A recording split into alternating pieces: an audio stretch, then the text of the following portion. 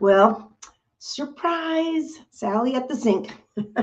Actually, what I want to do, and I can't go through everything, but I love being trained by different makeup artists.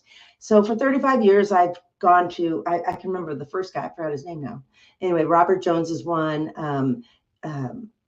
This other gal, I love her. I love them all.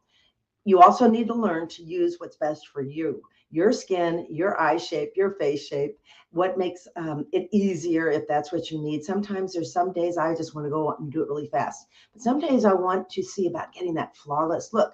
So I'm just going to give you a couple of tips I just learned recently, and some of it I knew, and I try to teach it, but first, what I need you to do, and this is really important, we are finishing a big goal, but starting another huge one into the new Mary Kay year. And I could use your help. If you are my customer or a potential customer of mine, if you decide you would like to share me with some of your friends virtually, I've got a special deal for you. Okay. So just put in the chat, um, yes. I want the deal. Or, yeah, just say deal, just DEAL. Don't say everything else. Just put the word deal. Okay. So, what I am going to share with you, just some little tips. But one thing I always teach, because I learned this from Robert Jones, and that is to do your eyes before you do your foundation. Close my door. Someone's coming in. Because your eyeshadow could filter down and create icky stuff, right? And if you have foundation on, you're trying to clean it off, and then you got a big mess. So we don't want to do that. But what you do want to do is do your forehead first, okay? And I'm going to actually use a sponge today, just for the forehead. Normally, I don't. I use a brush that we have, but for the forehead, I am. And I'm just going to pat it. And the reason I'm doing the forehead and around the outside is because I am going to do my brows. And if I go do brows, because I've done this, happened to me before, I do my brows and then I put my foundation and it gets into my brows and then I have to redo the brows and then it becomes another mess. And we don't want it. Now, what I like about a sponge is that you can put on layer after layer after layer and tap, tap, tap. Okay. So that's all I did so far. We will do the rest. He recommends, and we have an incredible eye primer, okay? And the eye primer keeps it from creasing, and especially if you have oily eyelids. It also makes the eyeshadow, I think, more vibrant, but you can also use our concealer because our eyelids are different shades, right? They're all different colors. Some are dark. And so I'm actually going to roll a little bit on my finger. And if you got questions, let me know. Our concealers, unless they've changed, are $16. And if they have changed, you just got a deal. I don't think they have. You can also use, hold on, I need to get my brushes. There is a special flat brush that you can use to apply your concealer or our liquid eyeliner. I'm using my finger, which I got a little bit too much. But can you see how that evens the eyelid out? Okay. So that we have something to work with. And you can also, and we're not going to go into all the lips and all that stuff, but you can take a little concealer and outline and put it all around the lips. So we don't actually have a lip line, and you can make your lips. So if you have thin, you can make them fuller. You can make them the shape you want. And that, I love that. Okay. So next, finding all my brushes when I'm at my sink is kind of hard sometimes.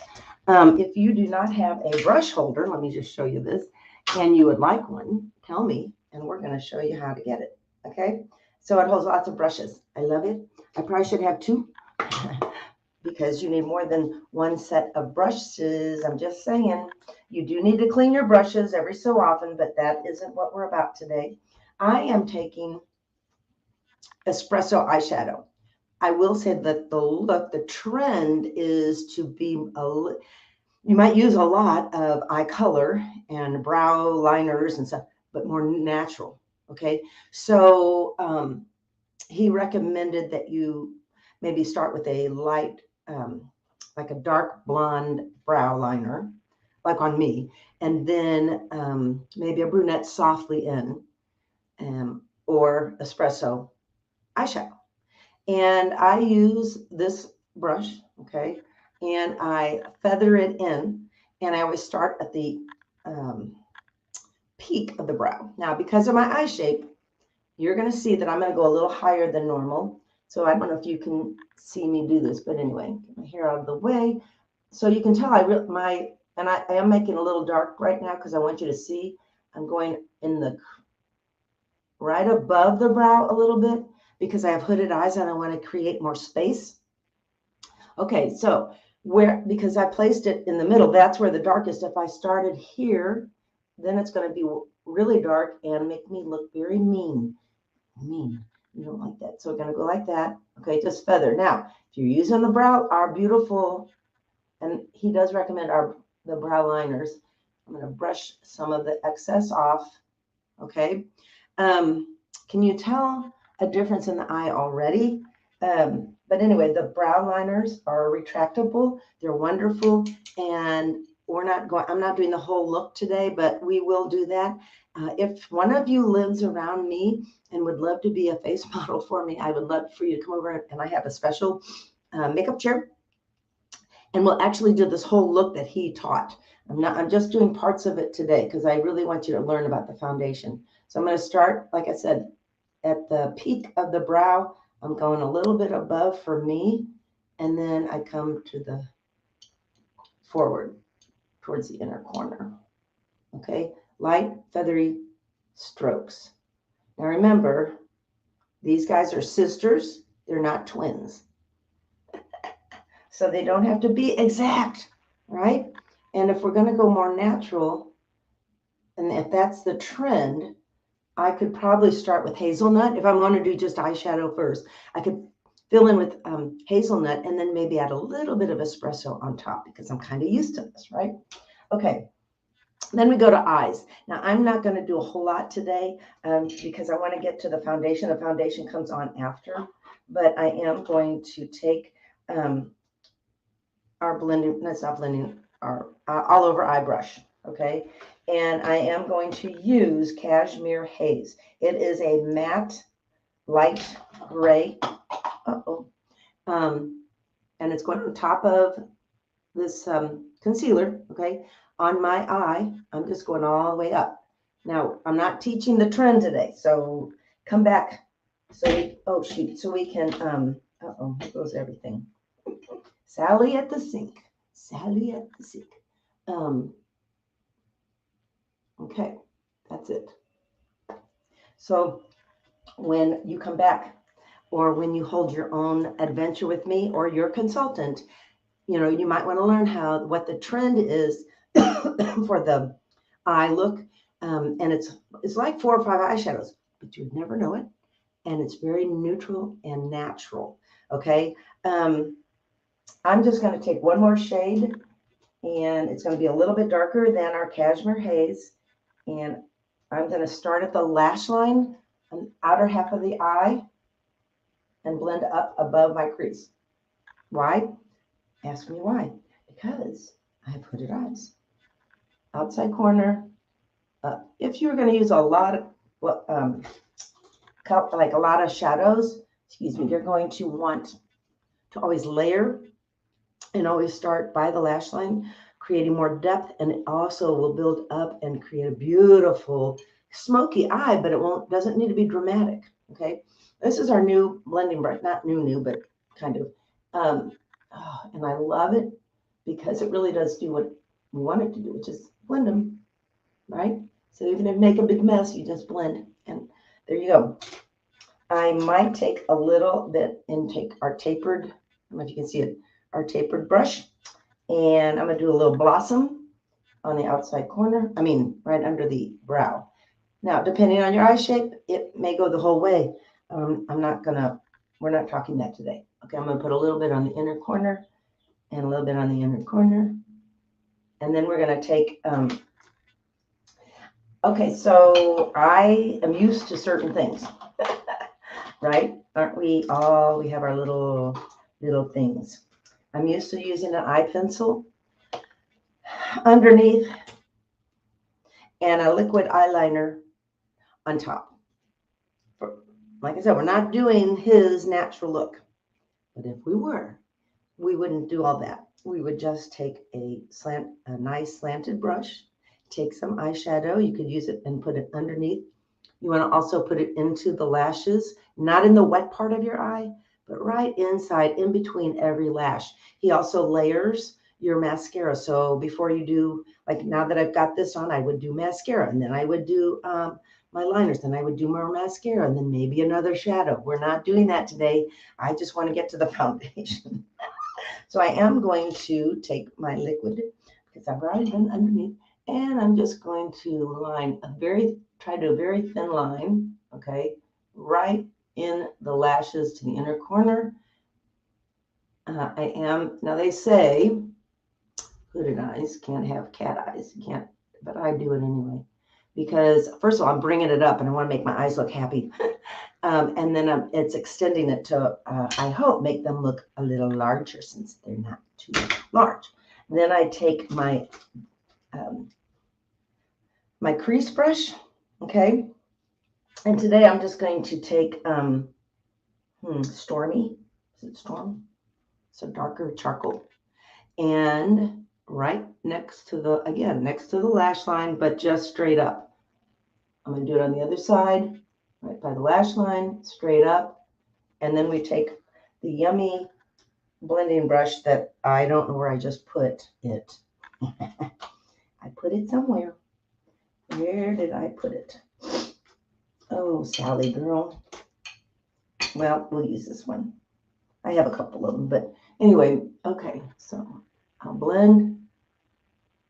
Always blend in. We don't want Viking helmet here, so I'll blend in towards the nose.